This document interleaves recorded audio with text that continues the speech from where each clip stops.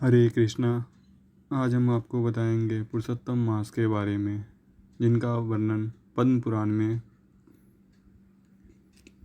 किया गया है। पुरुषोत्तम मास। एक समय की बात है, नैमिषारण्य नामक पवित्र स्थान पर हजारों ऋषि मुनि यज्ञ करने के लिए एकत्र हुए। उनके सौभाग्य से महान ऋषि सूत गोस्वामी जी विभिन्न तीर्थ स्थलों की यात्रा कर रहे थे। अपने विषयों के साथ वहां पहुंचे। उन्हें देखकर उपस्थित ऋषि मुनि अत्यंत प्रसन्न हुए। वे सभी महान ऋषि को सम्मान देने के लिए तुरंत खड़े हो गए। उन्होंने एक बहुत अच्छा व्यासन दिया और हाथ जोड़कर उनसे उस पर बैठने का अनुरोध किया।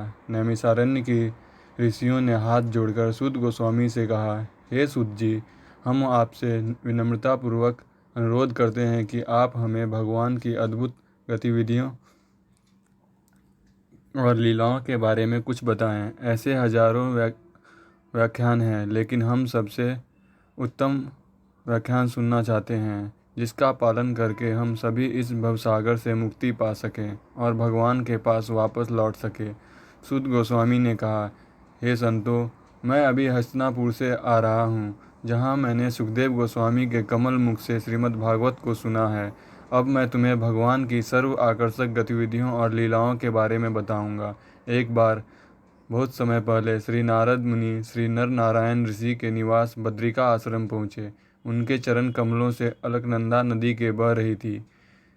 नारद ने भगवान नारायण को प्रणाम किया और प्रार्थना की, हे देवताओं के भगवान, हे दया के सागर, हे सृष्टि के स्वामी, आप सर्व सत्य हैं, सभी सत्यों का सार है। मैं आपको प्रणाम करता हूँ। हे प्रभु, इस भौतिक संसार में सभी जीव इंद्रिय तृप्ति में व्यस्त हैं। वे सभी जीव के अंतिम लक्ष्य को भूल गए हैं। इसलिए कृपया कुछ ऐसा बताएं जो मेरे जैसे गृहस्थों और सन्यासी दोनों के लिए उपयोगी हो। कुछ ऐसा जो हमें आत्म साक्षात्कार प्राप्त करने और भगवान के पास वापस लौटने में मदद करेगा। नारद के मधुर वचन सुनकर भगवान नारायण मुस्कुराए। उन्होंने कहा, हे नारद, कृपया भगवान श्री कृष्ण की परम पवित्र लीलाओं के बारे में आख्यान सुने, क्योंकि वे सभी पाप पुण्य प्रतिक्रियाओं को कम कर देंगे। आप पहले से ही परमेश्वर की सभी गतिविधियों को जानते हैं, लेकिन दूसरों के लाभ के लिए आप मुझसे फिर से पूछ रहे हैं। तो मैं आपको पवित्र पुरुषोत्तम मास की महिमा के बारे में बताऊंगा, जो न केवल सभी भौतिक सुख प्रदान करने में सक्षम है, बल्कि जीवन के अंत में भगवान के पास वापस लौटने के लिए भी योग्य है। नारद जी ने पूछा, हे प्रभु, मैंने कार्तिक, चैत्र आदि सभी महीनों की महिमा सुनी है, लेकिन यह कौन सा महीना है? हे दया के सागर, कृपया मुझे इस पवित्र महीने के बारे में सब कुछ बताएं। इस महीने की महिमा का तरीका क्या है? इस महीने में मुझे क्या करना चाहिए? मुझे कैसे स्नान करना चाहिए? दान अनादि कैसा देना चाहिए? मुझे क्या जप करना चाहिए? मुझे किसकी पूजा करनी चाहिए? क्या मुझे इस महीने में उपवास करना चाहिए? कृपया मुझे सब कुछ विस्तार से बताएं। सूत गोस्वामी ने कहा, हे ऋषियों, नारद से ये सभी प्रश्न सुनने के बाद भगवान नारायण ने अपने चंद्रमा जैसे कमल मुख से बोलना शुरू किया। हे नारद, मैं तुम्हें वह बात बताऊंगा जो पहले भगवान श्री कृष्ण ने महाराज युधिष्ठिर को बताई थी। एक बार धर्मराज युधिष्ठिर अपना सब कुछ, अपना साम्राज्य, अपना महल और यहाँ तक कि अपनी पवित्र पत्नी द्रौपदी को भी जुए में दुर्योधन से हार गए। उस समय दुशासन ने पूरी राज्यसभा के सामने द्रौपदी का अपमान किया था, लेकिन जब दुशासन ने द्रौपदी को नग्न करने की कोशिश की तो ऐसी खतरनाक स्थिति से भगवान श्री कृष्ण ने बचाया था। इस घटना के बाद युधिष्ठिर महाराज अपने भाइयों और पत्नी के साथ अपना राज्य छोड़कर वृंदावन के काम्य वन में रहने लगे।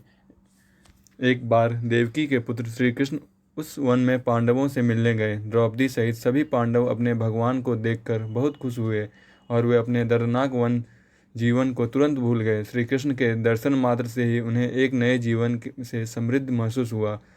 उन्होंने अपने भगवान के चरण कमलों में अपनी श्रद्धा अर्पित की। पांडवों की दयनीय हालत देखकर श्री कृष्ण बहुत परेशान हो गए और साथ ही उन्हें दुर्योधन पर भी बहुत गुस्सा आया। ऐसा प्रतीत हुआ जैसे भगवान पूरे ब्रह्मांड को नष्ट करने जा रहे हैं। और इसलिए पांडव भयभीत हो गए और सभी विनम्र मुद्रा में भगवान से प्रार्थना करने लगे। अर्जुन की विनम्र प्रार्थना सुनकर भगवान ने स्वयं को संयत किया और कहा, हे अर्जुन, तुम सभी पांडवों से बहुत प्रसन्न होकर और मेरे प्रति तुम्हारी भक्ति और मित्रता से नियंत्रित हो। एक समय की बात है, ईश्वर की व्यवस्था से इस संसार में एक अतिरिक्त महीने आया। हर कोई इस महीने को सबसे अशुभ मानता था और यहाँ तक कि इसे मल जैसे महीने के रूप में भी देखता था। जिस प्रकार मल को नहीं छूना चाहिए, उसी प्रकार इस माह को भी अछूत माना जाता था। इसे लगातार असुरक्षित और निंदा किया गया और किसी भी धार्मिक और शुभ गतिविधियों के लिए अनुचित समय के रूप में सभी इसे अस्वीकार कर दिया गया। समस्त मनुष्यों द्वारा इस प्रकार तिरस्कृत किए जाने तथा निरंतर केवल अशब्द तथा निंदा सुनने से इस अधिक मास का व्यक्तित्व अत्यंत दुखमय हो गया। वह भगवान को अपनी दुखद स्थिति समझाने के लिए वैकुंठ आई थी। भगवान विष्णु को सिंहासन पर देखकर वह दुखी होकर उनके चरण कमलों में गिर पड़ी। उसकी आंखों से बहुत आंसू गिर रहे थे। उसने भगवान से प्रार्थना की, हे दया के सागर, मैं आपके पास आया हूँ क्योंकि मैं असहाय हूँ। संसार के सभी लोग ने मुझे अस्वीकार कर दिया है और मेरी निंदा की है। कृपया मेरी रक्षा करें, कृपया मुझ पर अपने दया दिखाएं, कृपया मेरी उदासीन न रहें। इन शब्दों को कहते हुए अतिरिक्त महीने अधिक मास भगवान विष्णु के सामने रोते रहे और उदास मूड में उनके सामने बैठ गए। अधिक मास की दिनहीन एवं दयनीय स्थिति देखकर भगवान विष्णु उस पर अत्यंत दयालु हो गए। उसने बताया, उसे शोक मत करो, मैं तुम्हारे सभी दुखों से सुरक्षा दूंगा। कृपया रोना बंद करें। मेरे चरण कमलों की शरण लेकर विलाप करना उचित नहीं है। भगवान द्वारा इतनी सांत्वना दिए जाने पर अधिक मास ने कहा, हे भगवान, आप मेरी दर्दनाक स्थिति को जानते हैं। इन तीनों लोकों में मुझे अधिक दयनीय स्थिति में कोई नहीं है। सबसे पहले अन्य सभी महीनों, वर्ष, दिन, रात, दिशाएं आदि आपके द्वारा संरक्षित हैं और इसलिए वे हमेशा अपने अद्वितीय आकर्षक मूड में निर्भय होकर विचरण कर रहे हैं। परंतु मेरा एक अतिरिक्त मास, ना तो कोई नाम है, ना कोई रक्षक है, ना मुझे शरण देने वाला कोई पति है। सभी देवताओं और मनुष्यों ने किसी भी शुभ कार्य के लिए मुझे अस्वीकार कर दिया है। इस कारण से हे भगवान, मैं तुरंत मरना चाहता हूँ। हे नारद, इस अधिक मास ने फिर बार बार कहा, मैं मरना चाहता हूँ, मैं मरना चाहता हूँ, मैं मरना चाहता हूँ। कब वह भगवान के चरणों में बेहोश हो गई। भगवान विष्णु के अनुरोध पर गरुड़ ने अतिरिक्त मास को पंखा करना शुरू कर दिया और कुछ देर बाद वह उठी और फिर बोलने लगी, हे जगत के स्वामी, मुझे आपकी शरण की आवश्यकता है, कृपया मेरी रक्षा करें। भगवान विष्णु के अतिरिक्त मास से कहा, हे बालक, कृपया शोक मत करो, तुम्हारा दुख शीघ्र ही समाप्त हो जाएगा। उठो और मेरे साथ गोलोक वृंदावन चलो, जो बड़े बड़े योगियों के लिए भी अप्राप्य है। गोलोक भगवान श्री कृष्ण का निवास स्थान है। यहाँ भगवान श्री कृष्ण अपने 2 हाथों वाले रूप में गोपियों से घिरे हुए हैं और अपनी अनंत लीलाओं का आनंद ले रहे हैं।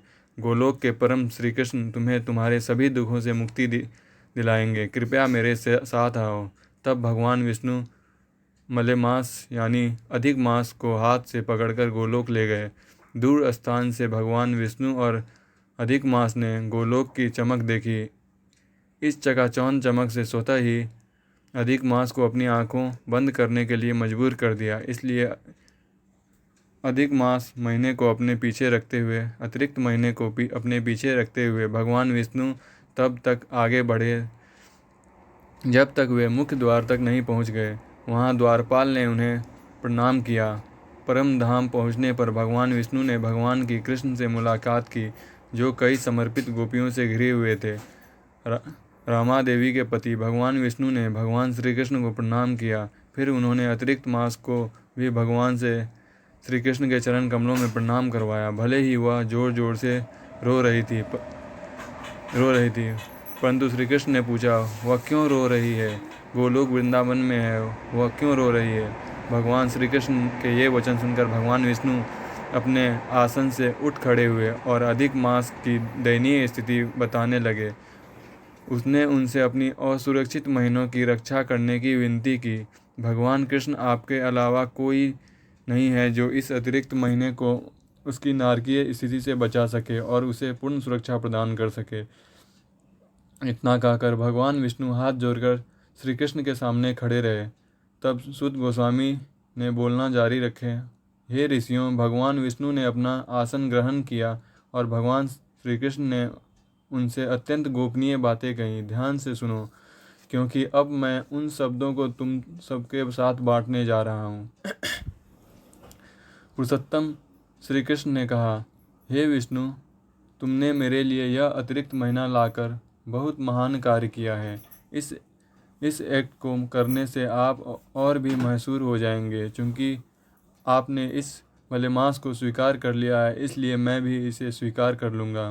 मैं इस गरीब अतिरिक्त मास को गुणवत्ता, प्रसिद्ध, ऐश्वर्य, प्राप्ति, सफलता और भक्तों को आशीर्वाद देने में अपने जैसे ही बनाऊँगा।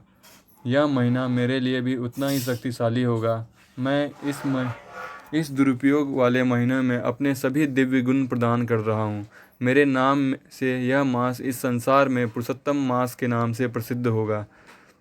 हे जनार्दन, अब चूंकि उसने मेरे गुणों को अपना लिया है, मैं स्वयं इस पुरुषोत्तम महीने का पति और रक्षक बन जाऊंगा और यह महीना मेरे तुल्य होकर अन्य सभी महीनों का स्वामी होगा। अब यह महीना सबके लिए पूजनीय हो जाएगा। सभी को उन्हें प्रणाम करना चाहिए, सभी को उनकी पूजा करनी चाहिए। यह महीना अपने पालनकर्ता को किसी भी प्रकार का आशीर्वाद देने में मेरे समान ही शक्तिशाली है। इस महीने का उपवास अपने पिछले सभी पापों को जलाकर राख कर देगा और भौतिक क्षेत्र में आनंदमय जीवन का आनंद लेने के बाद भगवान के पास लौट आएगा। हे गरुड़ध्वज, भगवान श्री कृष्ण ने आगे कहा, मेरा गोलोक तपस्या करने वाले, पवित्र गतिविधियों में लगे महात्माओं, ब्रह्मचर्य बनाए रखने वाले लोगों या पूरे जीवन भर उपवास करने वाले के लिए अप्राप्य है। लेकिन केवल पुरुषोत्तम मास का पालन करने और भक्त बनने से व्यक्ति आसानी से इस भौतिक सागर को प्राप्त कर सकता है और भगवान के पास वापस लौट सकता है। इस पुरुषोत्तम मास का पालन सभी तपस्याओं में सर्वोत्तम है। जिस प्रकार एक किसान अच्छी खेती वाली भूमि में बीज बोकर भरपूर फसल पैदा करता है, उसी प्रकार एक बुद्धिमान व्यक्ति जो इस पुरुषोत्तम महीने में भगवान के प्रति भक्ति का अभ्यास करता है, वह इस दुनिया में रहते हुए आनंदमय जीवन का आनंद उठाएगा और अपने शरीर को छोड़कर बाद वापस लौट आएगा। देवत्व के लिए जो अभागा अज्ञानी मनुष्य जप नहीं करता, दान नहीं देता, भगवान श्री कृष्ण तथा उनके भक्तों का आदर नहीं करता, ब्राह्मणों के प्रति उचित आचरण नहीं करता, दूसरों से शत्रुता रखता है तथा पुरुषोत्तम मास की निंदा करता है, असीमित अवधि के लिए नरक में जाएगा। भगवान श्री कृष्ण ने आगे कहा, कोई व्यक्ति इस पुरुषोत्तम माह में भक्ति के बिना अपना जीवन कैसे सफल बना सकता है। जो व्यक्ति पूरी तरह से इंद्रिय तृप्ति में लगा रहता है और इस पवित्र महीनों को विशेष महत्व नहीं देता, वह नरक का सर्वोत्तम उम्मीदवार बनता है। इस पुरुषोत्तम मास में सभी मनुष्यों को प्रतिदिन कुछ न कुछ भक्ति अवश्य करनी चाहिए। मेरे पवित्र नामों का जप करने, मुझ श्री कृष्ण की पूजा करो, श्रीमद् भागवतम और भगवत गीता का अध्ययन दान किया करो और भगवत गीता को दान करो। जो भाग्यशाली मनुष्य मेरे निर्देशों का पालन करता है और इस पुरुषोत्तम मास का विधि पूर्वक पालन करता है और निष्ठापूर्वक मेरी पूजा करता है, उसे इसी जीवन में प्रसिद्धि, ऐश्वर्य और एक अच्छे पुत्र की प्राप्ति होती है। सुखी जीवन का आनंद लेने के बाद वह वापस गोलोक धाम लौट जाएगा। मेरी आज्ञा का पालन करते हुए सभी को इस पवित्र महीनों की इबादत करनी चाहिए। मैंने इसे अन्य सभी महीनों में सर्वश्रेष्ठ बना दिया है। हे रमा देवी के पति, इस अतिरिक्त महीने के बारे में सभी प्रकार की मानसिक अटकलें छोड़ दे। बस इस पुरुषोत्तम महीने को अपने साथ अपने वैकुंठ धाम ले जाइए। पुरुषोत्तम मास का यह संक्षिप्त इतिहास सुनाने के बाद भगवान श्री कृष्ण ने युधिष्ठिर और द्रौपदी पर बड़ी दयालु दृष्टि डाली और फिर अर्जुन से बोलना शुरू किया। हे नरश्रेष्ठ, क्या अब तुम समझ सकते हो कि तुम पांडवों को यह कष्ट क्यों हो रहा है? आपने पुरुषोत्तम मास की उपस्थिति को स्वीकार या सम्मान नहीं किया, जो अभी हाल ही में समाप्त हुआ है। वृंदावन चंद्र को सबसे प्रिय वह मास वह मास बीत चुका है, परंतु आप पांडवों में वन में रहकर पुरुषोत्तम मास की पूजा नहीं की, तो अब तुम्हें कष्ट हो रहा है। आप व्यासदेव द्वारा दिए गए अनुष्ठानिक सिद्धांतों का पालन कर रहे हैं, लेकिन जब तक आप पुरुषोत्तम मास की पूजा नहीं करते, आप मेरी शुद्ध भक्ति नहीं कर सकते। भगवान श्री कृष्ण ने आगे कहा, अब मैं द्रौपदी के पुण्य जन्म से संबंधित एक प्रसिद्ध ऐतिहासिक घटना का वर्णन करने जा रहा हूँ। अपने पिछले जन्म में द्रौपदी मेधावी नामक एक महान ब्राह्मण ऋषि की बेटी थी। जब वह छोटी बच्ची थी तभी उसकी माँ की मृत्यु हो गई और इसलिए वह अपने पिता की देखरेख में थी। दिन ब दिन वह पूर्ण यौवन की ओर बढ़ती गई। वह बेहद खूबसूरत थी, लेकिन उसके पिता को उसकी शादी तय करने में कोई दिलचस्पी नहीं थी। अपनी अन्य सहेलियों को उनके पतियों और छोटे बच्चों के साथ देखकर उसने अपने दिन बहुत कष्टपूर्वक गुजारे। इस बीच उनके पिता हरि के पवित्र नाम का उच्चारण करते हुए इस भौतिक दुनिया से चल बसे। इससे उनकी बेटी और भी दुखी हो गई। सौभाग्य से महान ऋषि दुर्वासा मुनि उनके पिता की मृत्यु के तुरंत बाद उनके आश्रम में प्रकट हुए। महर्षि ने देखकर कन्या ने उन्हें प्रणाम किया और आदरपूर्वक उनकी पूजा की। उसने महर्षि को फूल और फल अर्पित किया। जब उसने उसके स्वागत का प्रसन्नता व्यक्त की तो वह उसके सामने विलाप करने लगी और रोने लगी। चिंतित होकर ऋषि ने उसके विलाप के बारे में पूछा। ब्राह्मण कन्या ने बोलना शुरू किया, हे महान ऋषि दुर्वासा, आप सब कुछ जानते हैं, भूत वर्तमान और भविष्य। इस संसार में मेरा कोई आश्रय नहीं है। मैंने अपने सभी रिश्तेदारों को खो दिया है। मेरे माता पिता का निधन हो गया और मेरा कोई बड़ा भाई नहीं है। मैं भी अविवाहित हूँ, इसलिए मेरी रक्षा के लिए कोई पति नहीं है। हे महर्षि, कृपया मेरी सहायता कर पे। कृपया मुझे इस दयनीय स्थिति में राहत दिलाने के लिए कुछ सलाह दें। उसकी प्रार्थना सुनने के बाद दुर्वासा को लड़की की दुर्भाग्यपूर्ण स्थिति का विचार करना शुरू हुआ और उन्होंने उस दया दिखलाने का फैसला किया। ऋषि दुर्वासा ने बोलना शुरू किया, हे सुंदरी, अब से 3 महीने बाद सबसे शुभ पुरुषोत्तम महीना शुरू होगा। यह पवित्र महीना भगवान की श्री कृष्ण की सबसे प्रिय है। इस महीने में पवित्र स्नान मात्र से ही कोई भी स्त्री या पुरुष पूरी तरह से पाप मुक्त हो सकता है। यह पुरुषोत्तम मास कार्तिक मास सहित अन्य सभी मासों में अधिक महिमामय है और अन्य सभी महीनों की महिमा पुरुषोत्तम माह की महिमा के 16वें हिस्से के बराबर भी नहीं है। इस महीने में एक बार भी पवित्र स्नान करने वाले व्यक्ति को पुण्य 12,000 वर्षों तक गंगा में स्नान करने के पुण्य के बराबर होता है। यह बृहस्पति के समय गंगा या गोदावरी में स्नान करने वाले व्यक्ति द्वारा प्राप्त पुण्य के बराबर होता है। बृहस्पति सिंह राशि में प्रवेश करता है। यदि आप इस महीने के दौरान पवित्र स्नान करेंगे, दान देंगे और कृष्ण के पवित्र नाम का जाप करेंगे तो आपके सभी दुख दूर हो जाएंगे। तुम्हें सभी प्रकार की सिद्धियां प्राप्त होंगी और तुम्हारी सभी इच्छाएं दूर होंगी। कृपया मेरी सलाह का पालन करें। कृपया आने वाले पुरुषोत्तम मास की सच्चे मन से पूजा करना ना भूलें। ये वचन बोलने के बाद ऋषि दुर्वासा चुप रहे। दुर्भाग्य से युवा ब्राह्मणी को उनकी बातों पर विश्वास नहीं हुआ, बल्कि वह क्रोधित हो गई और आलोचना करने लगी। हे महर्षि, आप सोयुक्त कर रहे हैं। यह अतिरिक्त महीना, जिससे मलमास भी कहा जाता है, माघ, कार्तिक और वैशाख जैसे अन्य महीने महान महीनों से बेहतर कैसे हो सकता है? मुझे आपकी बातों पर यकीन नहीं हो रहा है। तुम मुझे धोखा देने की कोशिश कर रहे हो। यह अतिरिक्त महीना किसी भी प्रकार से पवित्र कार्य के लिए सबसे घृणित माना जाता है। ब्राह्मण कन्या की ये बात सुनकर दुर्वासा को बहुत क्रोध आया और उनका पूरा शरीर जलने लगा और उनकी आंखें लाल हो गई। लेकिन लड़की की असहाय स्थिति को याद करने उसने जानबूझकर खुद पर काबू पा लिए। ऋषि दुर्वासा ने लड़की से कहा, हे मूर्ख, मैं तुम्हें श्राप नहीं दूंगा क्योंकि तुम्हारे पिता मेरे अच्छे मित्र थे। आप ऐसी असहाय स्थिति में हैं। अज्ञानी बालक होने के कारण तुम शास्त्रीय निष्कर्ष को नहीं समझ सकते।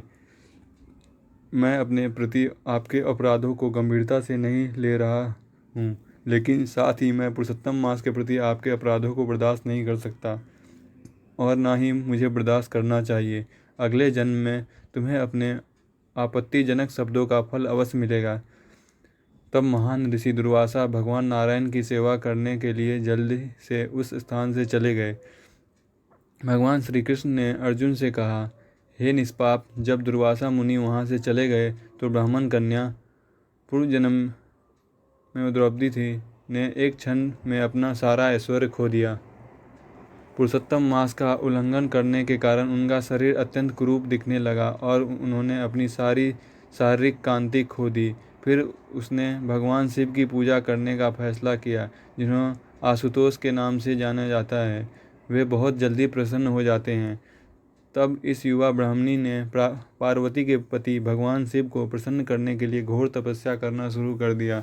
उन्होंने 9000 वर्षों तक अपनी तपस्या जारी रखी। गर्मी के मौसम में वह आग से घिरी और तेज धूप में के नीचे ध्यान के लिए बैठती थी। सर्दी के मौसम में वह जमा देने वाली ठंड में पानी के नीचे ध्यान करती थी। उसकी घोर तपस्या को देखकर देवता भी भयभीत हो गए। भगवान शंकर तब ब्राह्मण लड़की के सामने प्रकट हुए, क्योंकि वह उनकी पूजा और तपस्या से प्रसन्न थे। जब भगवान शिव अपने आध्यात्मिक रूप में लड़की के सामने प्रकट हुए तो वह तुरंत तरोताज़ा होकर खड़ी हो गई। भगवान शिव की उपस्थिति में उनकी सारी शारीरिक कमजोरियां दूर हो गई और वह फिर से सुंदर दिखने लगी। भगवान शिव को अपने सामने देखकर वह मन ही मन उनकी पूजा करने लगी और फिर उन्हें प्रसन्न करने के लिए अच्छी अच्छी स्तुति करने लगी। लड़की की बहुत प्रसन्न होकर भगवान शिव ने कहा, हे तपस्या करने वाले, तुम्हें सौभाग्य मिले। अब आप कृपा करके मुझे कोई वरदान मांगिए, मैं आपसे प्रसन्न हूँ। तुम जो चाहो मैं दे दूंगा। भगवान शिव के मुख से यह वचन सुनकर कन्या बोली, हे दरिद्र मित्र, यदि आप मुझे पर प्रसन्न हैं तो मुझे वर देने की कृपा करें। एक ही शब्द बार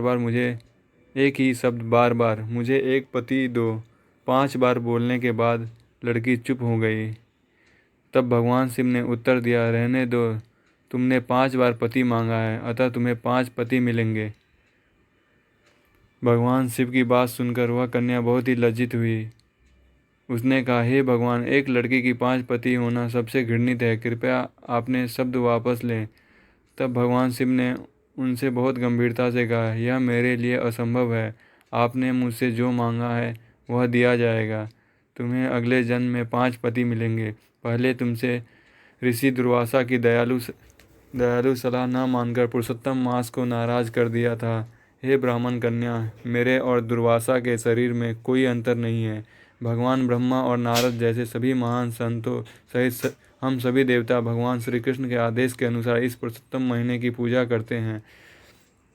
पुरुषोत्तम मास का भक्त इस जीवन में सभी सौभाग्य प्राप्त करता है और अपने जीवन के अंत में वह भगवान श्री कृष्ण के निवास स्थान गोलोक धाम वापस चला जाता है। लड़की बहुत पश्चाताप करने लगी, लेकिन भगवान शिव तुरंत वहां से गायब हो गए। भगवान शिव के जाने के बाद युवा ब्राह्मणी अपने भावी जीवन को लेकर बहुत उदास और भयभीत हो गई। इस प्रकार कुछ दिन के बाद देवयोग से उस कन्या ने अपने शरीर त्याग दिया। तब भगवान श्री कृष्ण ने कहा, हे अर्जुन, इस बीच महान राज द्रुपद एक विस्तृत यज्ञ कर रहे थे। इस यज्ञ अग्नि से युवा ब्राह्मणी ने जन्म लिया। वह महाराजा द्रुपद की पुत्री के रूप में प्रकट हुई। हे अर्जुन, मेधावी ऋषि की वही कन्या अब द्रौपदी के नाम से संसार में प्रसिद्ध हुई। वह कोई और नहीं बल्कि आपकी वर्तमान पत्नी है, क्योंकि उसने अपने पिछले जन्म में पुरुषोत्तम मास की निंदा की थी। इसलिए दुशासन ने उसके सभी पांडव पतियों की उपस्थिति में पूरी कुरु सभा के सामने उसका अपमान किया था और सौभाग्य से उसने मुझे श्री कृष्ण को याद किया और मेरी शरण ली। मैंने अपने अपराधों की क्षमा करते हुए उस अत्यंत घृणित स्थिति से उसकी रक्षा की और उसे दुशासन के हाथ से बचा लिया।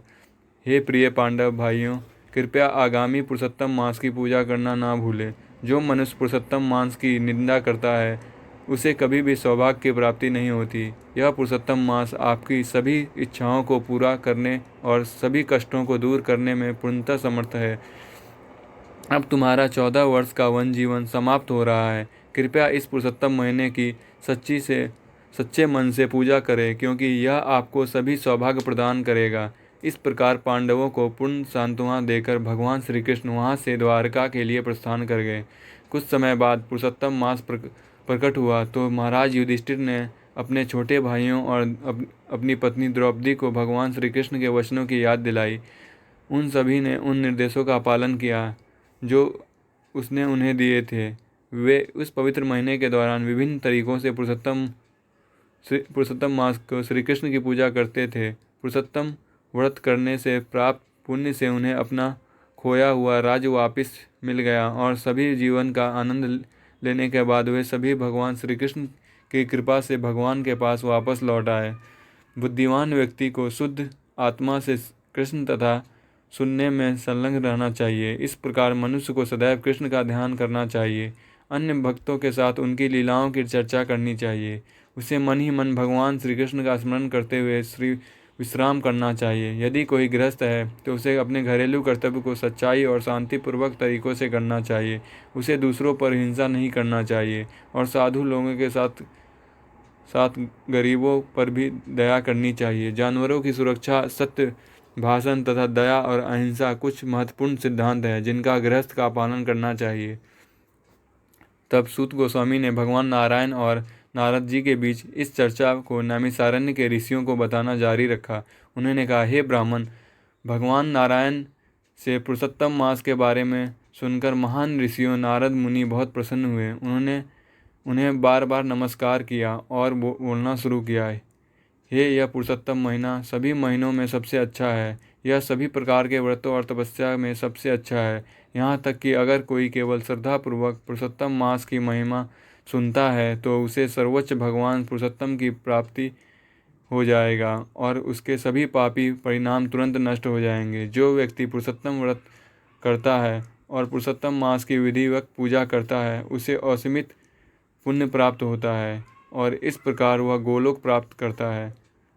तब नारद मुनि ने भगवान नारायण से कहा, हे भगवान, अब मैं पूरी तरह संतुष्ट हूँ और मेरा दिल और दिमाग पूरी तरह संतुष्ट है। आपकी जय हो। पुरुषोत्तम मास की इन महिमाओं को समझाने के बाद श्री सूत गोस्वामी ने एकत्रित ऋषियों से छुट्टी लेने, गंगा में स्नान करने और अपने अन्य नियमित कर्तव्यों को करने की अनुमति मांगी। वे कृतज्ञतापूर्वक सहमत हुए और फिर उन्होंने उन्हें विनम्र श्रद्धांजलि अर्पित की और गंगा में चले गए। नैमिषारण्य के ऋषियों ने आपस में कहा, ओह, यह पवित्र पुरुषोत्तम मास सबसे महिमामय है और इसका इतिहास प्राचीन है। यह इतना दयालु है कि यह कल्प वृक्ष की तरह भक्त की सभी इच्छाओं को पूरा करता है। पुरुषोत्तम मास कितना महिमामय है। और इसी तरह आप इस पुरुषोत्तम मास के बारे में और लोगों तक ये वीडियो शेयर कर सकते हैं।